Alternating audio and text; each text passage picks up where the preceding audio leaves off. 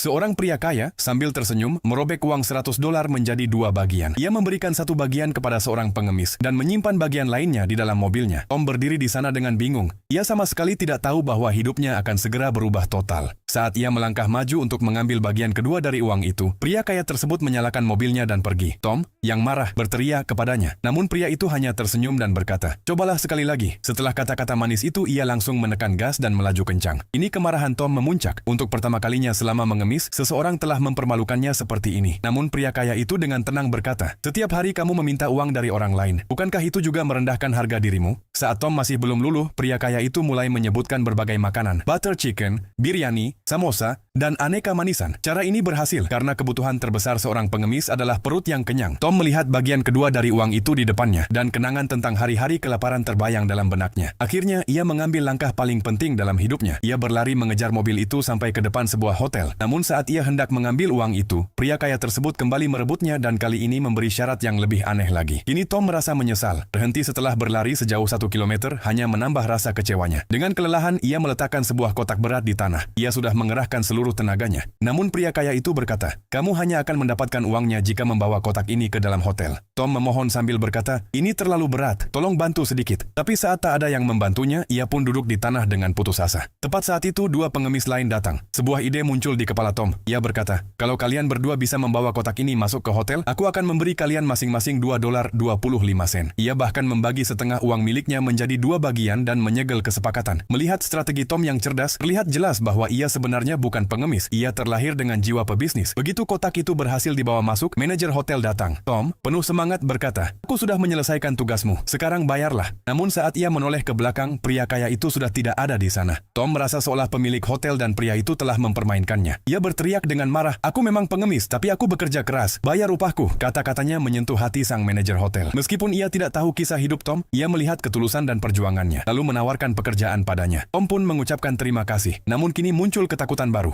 Bagaimana jika ia tidak mendapat sisa uang itu? Apa yang akan dilakukan dua pengemis tadi kepadanya? Saat ia memberitahu bahwa ia tidak dibayar, wajah kedua pengemis itu berubah. "Kalau dalam seminggu kamu tidak bayar, kami akan memukulmu sampai kamu tidak bisa mengemis lagi." Mereka pergi dan Tom duduk di tanah sambil menangis. "Kenapa Tuhan? Mengapa nasibku seburuk ini?" Lalu ia teringat tawaran pekerjaan dari manajer hotel. Dalam hidup, ketika masa paling sulit datang, sebuah jalan baru juga terbuka. Takdir mungkin bisa mendorongmu, tapi langkah terakhir harus kamu ambil sendiri. Waktu berlalu. Kini Tom telah menjadi manajer di hotel yang sama. Suatu hari saat ia menjalankan tugas rutinnya, ia diberitahu bahwa ada tamu yang menolak membayar tagihan. Ia pun mendatangi tamu itu, dan saat dompet si tamu dibuka, Tom melihat uang $25 yang sama.